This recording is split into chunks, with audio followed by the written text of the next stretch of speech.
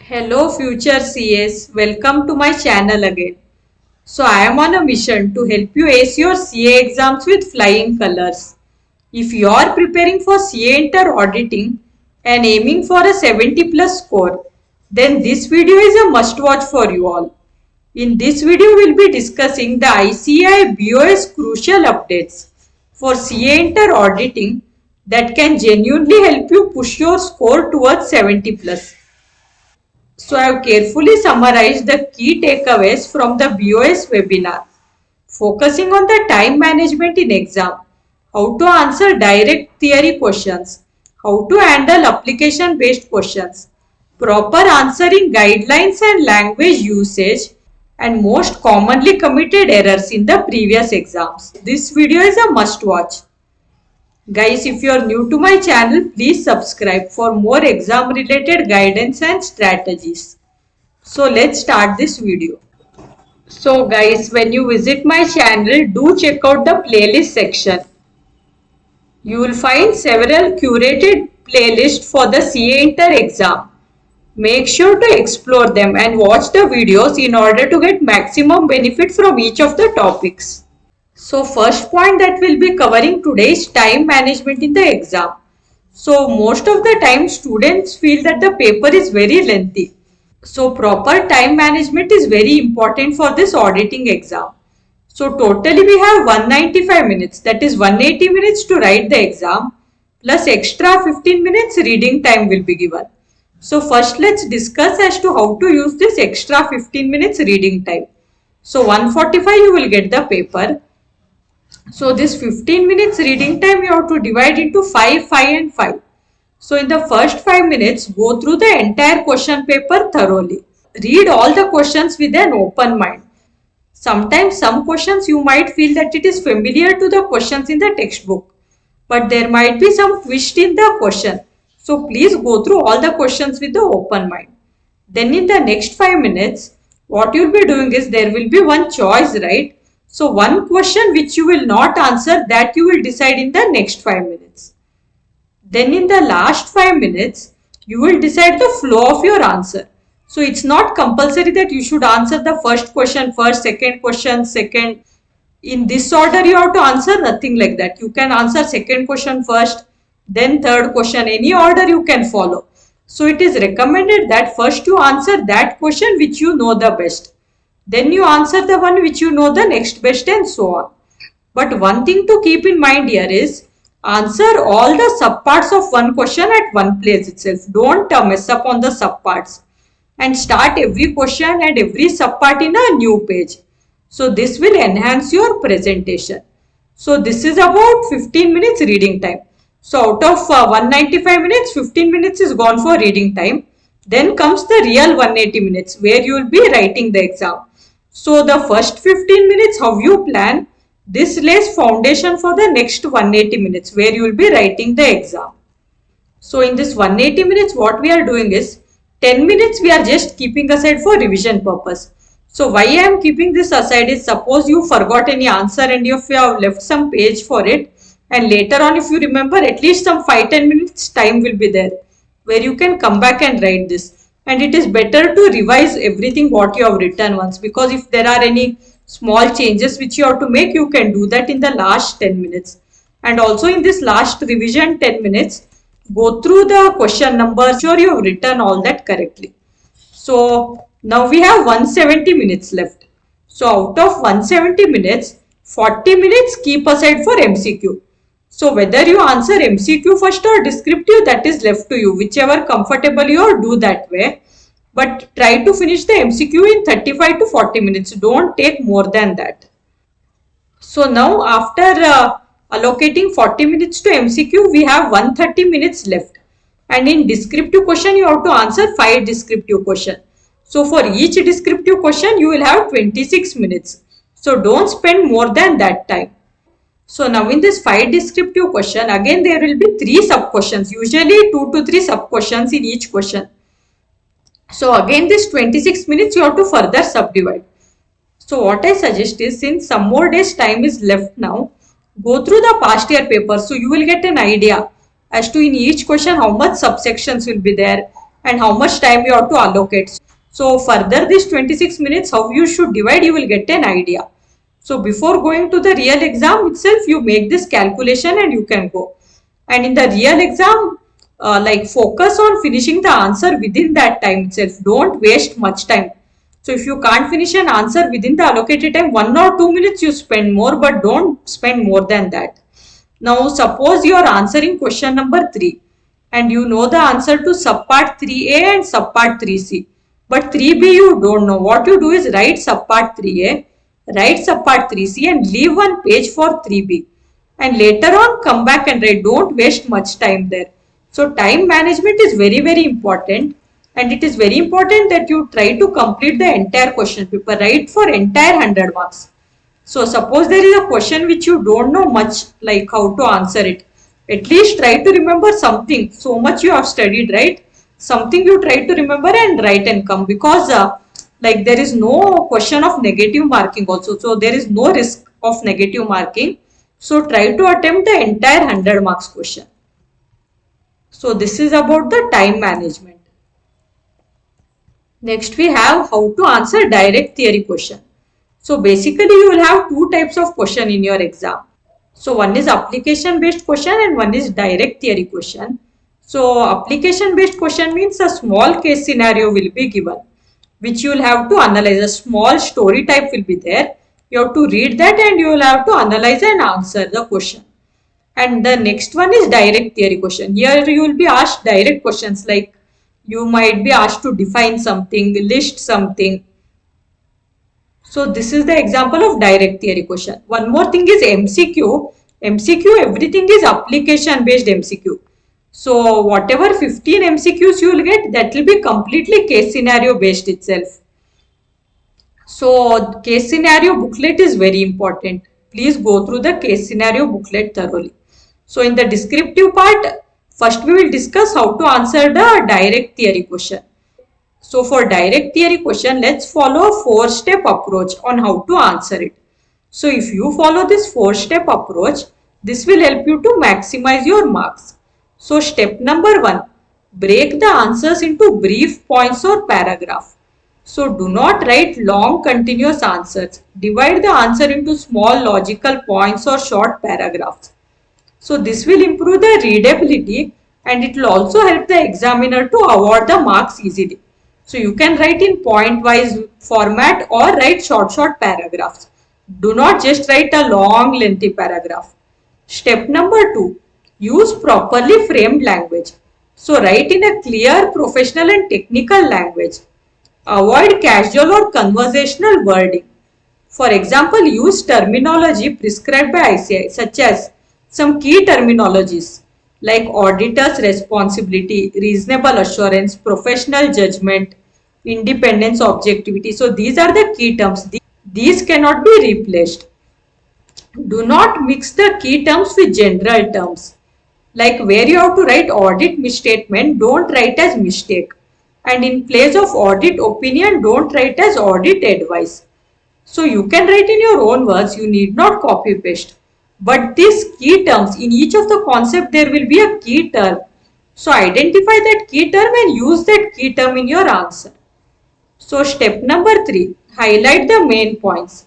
So while presenting the answer, try to use headings, subheadings and bullet points. And also if you get time, highlight the keywords.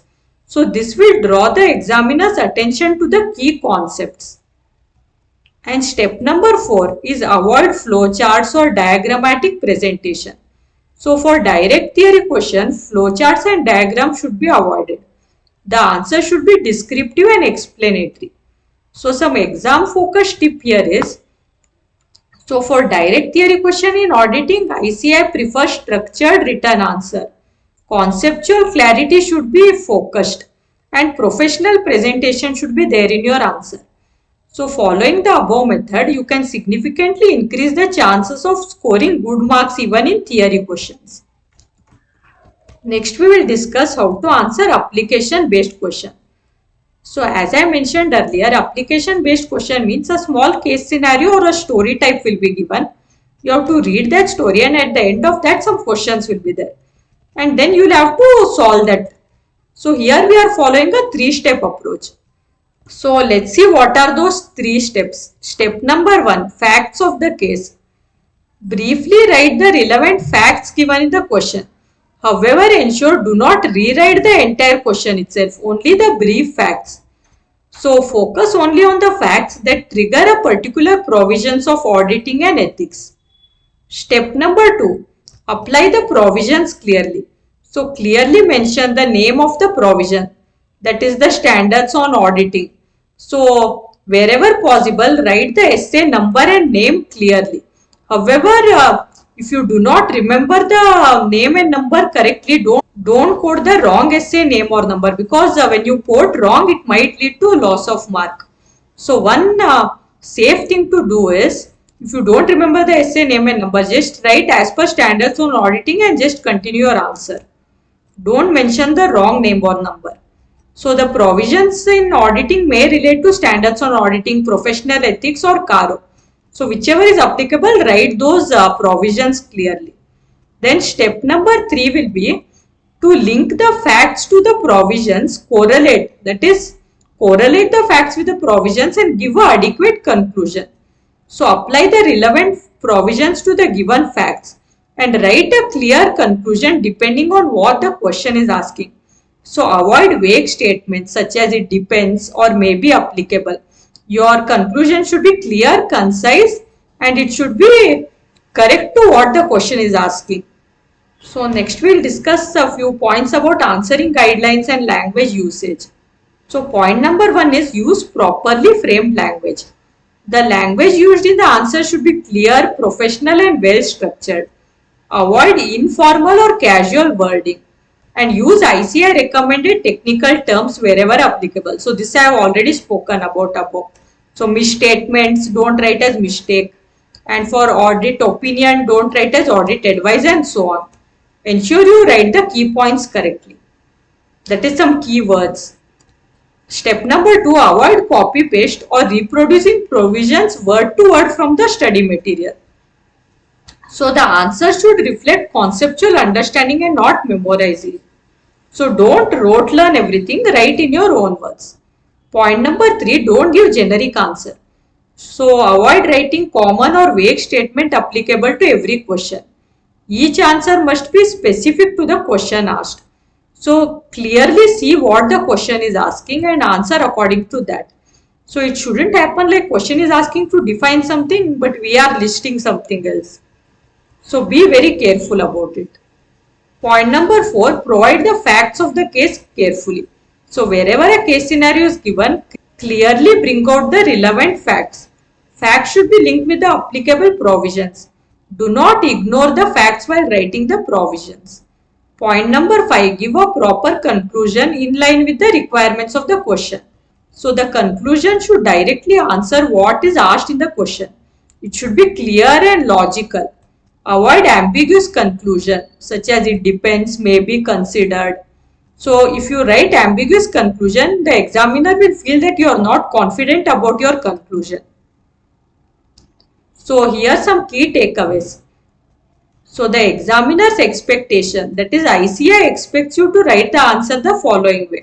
It should be fact specific, conceptually sound, well concluded and written in a professional language. Now the most important part of this video, that is the commonly committed errors by the students in the past exam. Please note this down carefully and ensure you do not commit these errors, because these errors can lead to loss of significant marks. So here we will be discussing about 8 errors.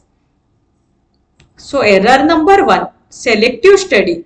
So many a times it was noticed that students study only important chapters like chapter 8 audit report or chapter number 10 audit of banks, thinking these are important because this has high weightage, and they ignore some basic topics or chapters with low weightage like chapter 1, that is nature, objective and scope of audit, or chapter 6 audit documentation. So do not do this mistake, because ICA often asks small but tricky questions from these ignored or low weightage area. Hence the selective study backfires. Ensure you go through the entire syllabus thoroughly. Next, error number 2 is lack of written practice. So for example, in chapter 11 ethics, questions often require you to quote the fundamental principles of ethics. So most of the times it was noted that students read them but never write them out. So in exam they struggle to recall the keywords like integrity, objectivity, professional competence, etc. So without practice you won't be able to recall these keywords, hence the answer will look incomplete. So try to do as much written practice as possible. So the benefits of written practice are you will be able to remember these keywords thoroughly. Keywords is very important in your answer, and the next advantage of written practice is you will be able to complete the exam within the 3 hours time. Another advantage is you will learn to write legibly as well as fast. So written practice is very important. Error number 3, not reading the questions carefully. So I have already discussed about this. So suppose a case scenario has come from chapter 3, risk assessment and internal control, and the question asks state auditor's responsibility in evaluating internal control. So sometimes many students, instead of writing features of internal control, they completely write a different answer. So marks are lost just because the question wasn't read carefully. So be very careful and read the question with an open mind. Mistake number 4, improper utilization of reading time. So I have already explained this before, how to divide the 15 minutes and how to read the question paper carefully. So audit paper usually has a mix of direct theory question and tricky case scenarios. So if you don't scan the questions properly in the first 15 minutes, this might lead to loss of marks. So planning is the key. Ensure you follow the step-by-step approach which we discussed when we discussed about the 15 minutes reading time. Mistake number 5, insufficient revision. So audit is full of standards on auditing. If you revise only once, you might forget the standard names and numbers, like SA 230 relates to audit documentation, SA 500 relates to audit evidence. So ICAI expects you to mention the SA references for full marks. So without repeated revision, recall becomes a big issue. So while studying, you can make notes of this, like in one sheet of paper, write the essay number and the essay name, and you can also use Saransh for revision purpose. Mistake number 6, misinterpretation of question. For example, from chapter 8 audit report, if the question is about situations requiring a modified audit opinion, and if you end up writing types of audit report, that is qualified, adverse, disclaimer, this leads to loss of mark because the examiner expects specific conditions when modification is required and not just the type of the audit reports. So do not misinterpret the questions. Mistake number 7, weak conceptual understanding. In chapter 2, audit strategy, planning and program, many times it was noticed that students just memorize the definitions, but they don't understand the difference between audit strategy and audit program.